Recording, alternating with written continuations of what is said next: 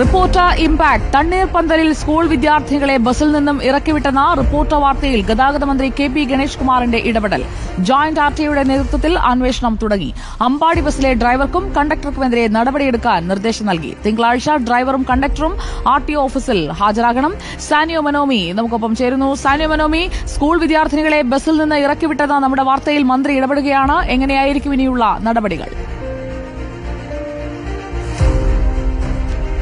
സുജയ, നാളെയാണ് ബസിന്റെ കണ്ടക്ടറോടും ഡ്രൈവറോടും ആർടിഒ ഓഫീസിൽ ഹാജരാകാൻ ആവശ്യപ്പെട്ടിരിക്കുന്നത്. വടകര ആർടിഒ ഓഫീസിലാണ് ഹാജരാകേണ്ടത്. വടകര ജോയിന്റ് ആർടിഒയുടെ നേതൃത്വത്തിലാണ് ഇപ്പോൾ അന്വേഷണം പുരോഗമിക്കുന്നത്. അതേസമയം ഈ വിഷയത്തിൽ എഫ്ഐആർ ഇട്ടിട്ടില്ല എന്നൊരു ആരോപണം ഈ കുട്ടികളുടെ രക്ഷിതാക്കൾക്ക് ഉണ്ട് എന്നുള്ളതാണ്. കഴിഞ്ഞ ദിവസമാണ് വടകര BEM സ്കൂളിൽ പഠിക്കുന്ന കുട്ടികൾ തണ്ണീർപന്തലിലെ സ്വന്തം വീട്ടിലേക്ക് എത്താൻ ബസ്സിൽ കയറിയത്. ബസ്സിൽ കൺസെഷൻ ചാർജ് കൊടുത്തതിന് ശേഷമാണ് ഇവർ ബസ് മാറിക്കയറിയതാണ് എന്നുള്ള കാര്യം മനസ്സിലാക്കുന്നത്. പിന്നീട് ആ ബസ്സിൽ നിന്ന് ഇറങ്ങി അമ്പാടി ബസ്സിൽ കയറുകയായിരുന്നു വീണ്ടും. പക്ഷേ ഇവരുടെ കയ്യിൽ മുഴുവൻ പൈസ കൊടുക്കാനുണ്ടായിരുന്നില്ല.